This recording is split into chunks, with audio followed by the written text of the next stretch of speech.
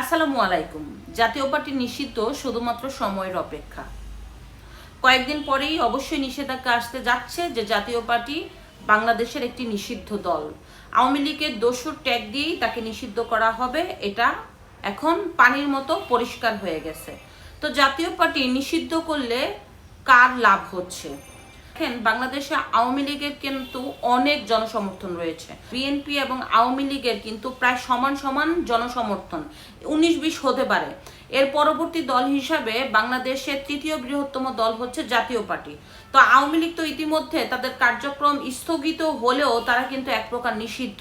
বোঝাই যাচ্ছে যে আওয়ামী লীগ সামনে ইলেকশনে জয়েন করতে পারবে না। তাহলে আওয়ামী লীগের কিন্তু বিশাল একটা বড় ভোট সমর্থন রয়েছে। সেই সাথে জাতীয় পার্টিও কিন্তু তৃতীয় বৃহত্তম দল হিসাবে বাংলাদেশে কখনোই তাদের আসন 30টার নিচে নামেনি। এখনো যদি বলা হয় যে তারপরও তাদের আসন হবে কমপক্ষে 15 থেকে 20টা।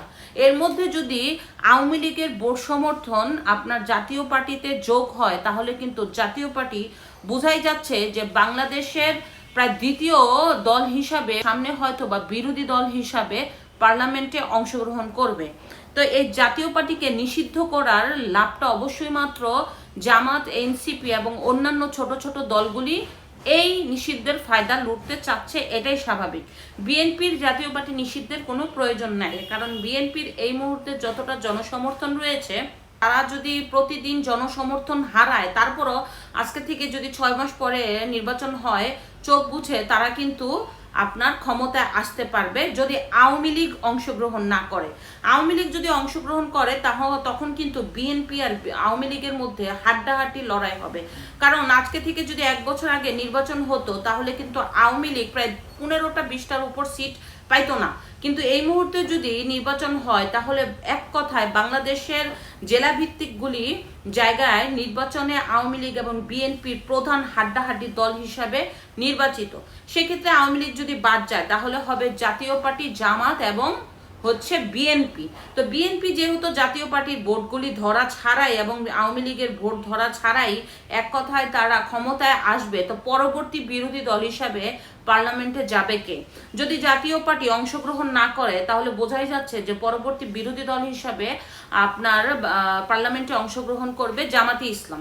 জামাতে ইসলাম এই মুহূর্তে তাদের জনপ্রিয়তা বাড়ছে, বাংলাদেশ ব্যাপী তাদের প্রচন্ড তোড়জোড় চলছে। যেভাবে তারা আশাবাদী যে তারা হয়তোবা করতে পারে, ইলেকশনে জিতেও যেতে পারে, দল সরকার ক্ষমতায় যেতে পারে।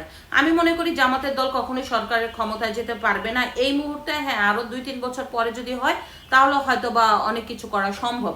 তবে আজকে থেকে যদি 6 মাস পরে ইলেকশন হয়, তাহলে জামাতের কোনো সম্ভাবনাই নাই তারা ক্ষমতায় যেতে পারবে।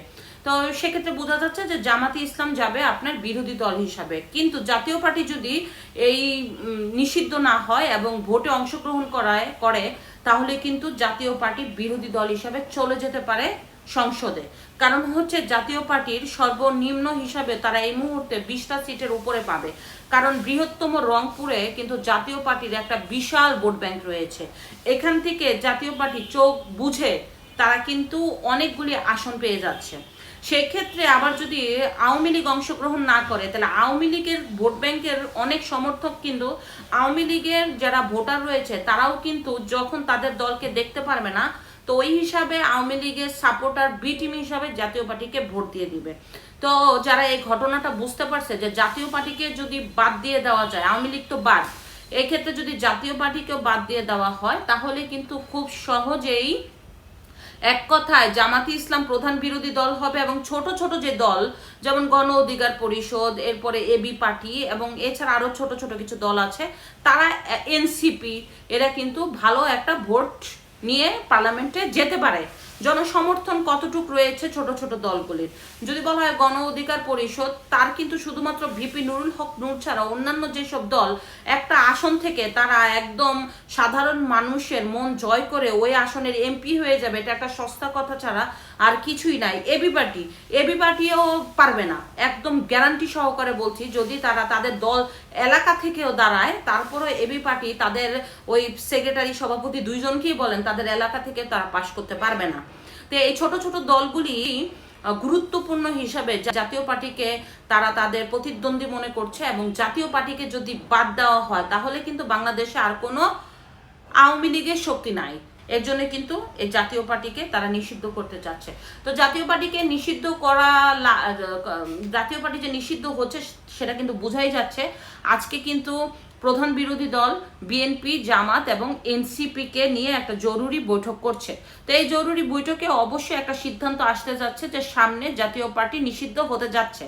আওয়ামী লীগের দোসর এবং ইন্ডিয়ার এজেন্ট দিয়ে এই জাতীয় পার্টিকে নিষিদ্ধ করে এক ধরনের স্বার্থন্বেষী মহল সাধারণ মানুষের ভোটগুলি তাদের খাতায় নিতে চাচ্ছে।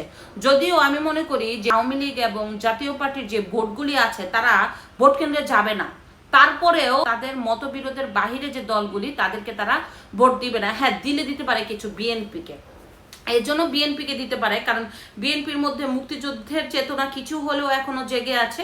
বিএনপি একটা অন্যতম বড় দল, এবং বিএনপির চেয়ারপারসন বেগম খালেদা জিয়া, সে হচ্ছেন আপসহীন একজন নেত্রী, জেল খেটেছেন, তার প্রতি মানুষের কিন্তু অনেক আবেগ আছে, ভালোবাসা আছে। সেক্ষেত্রে জাতীয় পার্টি এবং আওয়ামী লীগের যে ভোট সমর্থনটা রয়েছে, বিএনপিকে ভোট দিবে। তারপরেও জামাতে ইসলামরা তো দিবেই না। আওয়ামী লীগের ভোট কখনো জামাতে ইসলামে যাবে না, জাতীয় পার্টির ভোট কখনো জামাতে ইসলামে যাবে না, এনসিপি তো প্রশ্নই আসে না। তো সেই ক্ষেত্রে যদি আওয়ামী লীগ এবং জাতীয় পার্টিকে নিষিদ্ধ করা হয় তাহলে এই ভোটগুলি অবশ্যই বিএনপিতে যাবে, অন্য কোথাও যাবে না। তো দেখা যাক সামনে কি হয়। গত পরশুদিন সবাই জানেন ভিপি নুরুল হক নূরকে গুরুতরভাবে আহত করা হয়। তিনি এখন নিবিড় অবজারভেশনে ঢাকা মেডিকেলে ভর্তি আছেন। খুবই তার শারীরিক অবস্থা দুর্বল। আশা করি সে সুস্থ হয়ে যাবে। না, দেখা যাক শেষ পর্যন্ত জাতীয় পার্টি নিষিদ্ধ হয় কিনা, এবং এই ইলেকশন আওয়ামী লীগ এবং জাতীয় পার্টি ছাড়া হয় কিনা। দেখা যাক শেষ পর্যন্ত 2026-এর ফেব্রুয়ারিতে কি হতে যাচ্ছে। ধন্যবাদ।